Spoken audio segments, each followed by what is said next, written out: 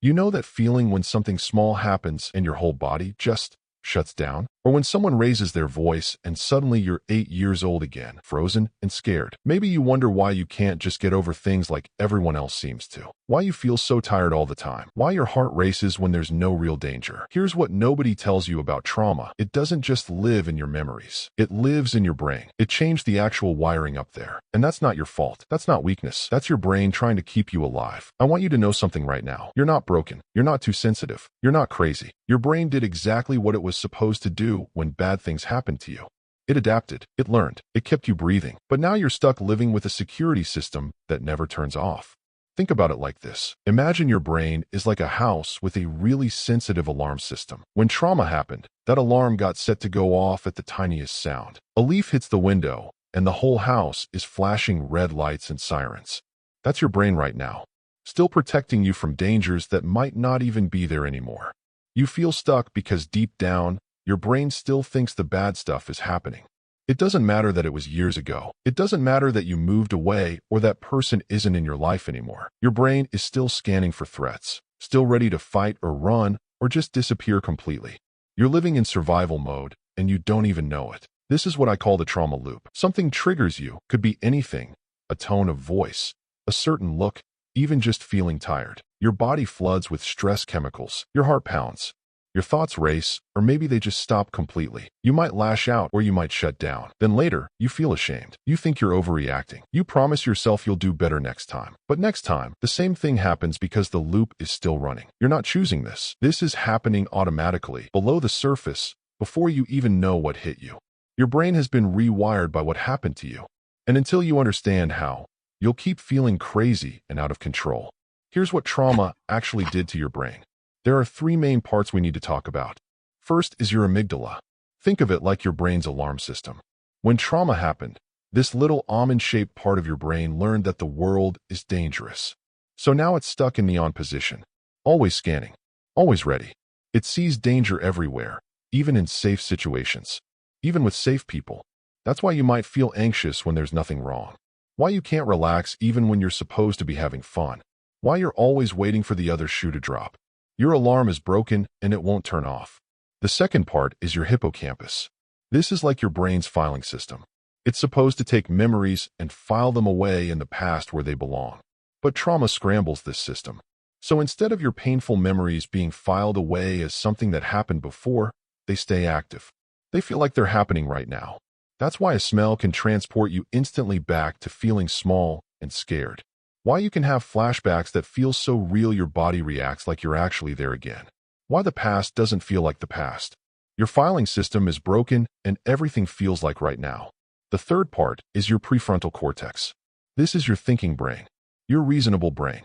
The part that's supposed to step in and say, hey, wait a minute, let me think about this logically. But when your alarm system goes off, this part goes offline. Blood flow moves away from your thinking brain and into your survival brain. That's why you can't think clearly when you're triggered. Why you say things you don't mean or make decisions you regret later. Why you feel so stupid afterwards. Like, why didn't I just think it through? It's because your thinking brain literally wasn't available to you in that moment. So when trauma shows up in your life now, it might look like avoiding people because they feel dangerous even when they're not. Or maybe you feel numb most of the time, like you're watching your life from behind glass. Maybe you're angry all the time and you don't know why. Small things feel huge. Big things don't feel like anything at all. You're exhausted because your system is running at high alert all day, every day. You might have trouble sleeping because your brain won't let you fully relax. You might have trouble in relationships because your brain treats everyone like a potential threat. You might procrastinate or struggle to finish things because your brain is too busy looking for danger to focus on normal life stuff. And here's the thing that makes it even harder. People don't understand. They tell you to just get over it. Just think positive. Just relax. As if you haven't tried that 1,000 times. As if it's that simple. As if you chose this. But I want you to know that none of this is happening just in your head. It's happening in your nervous system, in your body, in the actual structure of your brain. This is real. You're not making it up. You're not being dramatic. This is biology. And here's the hope part. Here's why I'm telling you all this. Your brain changed once. It can change again. This time, for healing instead of just surviving. Scientists call this neuroplasticity. It's a fancy word that basically means your brain can rewire itself throughout your whole life. The same way your brain learned to be afraid, it can learn to be safe again. The same way it learned to shut down, it can learn to stay present. The same way it learned that the world is dangerous, it can learn that you're not in danger anymore. Not always. Not everywhere. This doesn't happen overnight. This isn't about positive thinking or just deciding to be better. This is about slowly, gently teaching your brain new patterns, creating new pathways, building new habits that help your nervous system calm down. Maybe you start with breathing, just noticing your breath when you feel that familiar panic rising. Not trying to fix anything, just noticing. Maybe you try journaling, getting those swirling thoughts out of your head and onto paper where you can see them clearly. Maybe you try gentle movement, walking or stretching, helping your body discharge some of that stored stress. Maybe you find someone safe to talk to, a therapist who understands trauma, a friend who gets it, someone who won't tell you to just get over it, someone who sees that you're not broken, you're just stuck in old patterns that don't serve you anymore. The healing isn't linear. Some days will be harder than others. Some days you'll feel like you're back at square one. That's normal. That's part of the process. Your brain is learning something completely new. It's going to take time, but every small step matters. Every moment you choose awareness over reaction. Every time you breathe through a trigger instead of acting on it. Every time you treat yourself with compassion instead of shame. You're literally rewiring your brain, creating new pathways, teaching yourself that you're safe now. You survived something that was meant to break you. You're still here, still breathing, still trying. That's not nothing. That's everything. You're braver than you know, stronger than you feel, and you're not alone in this.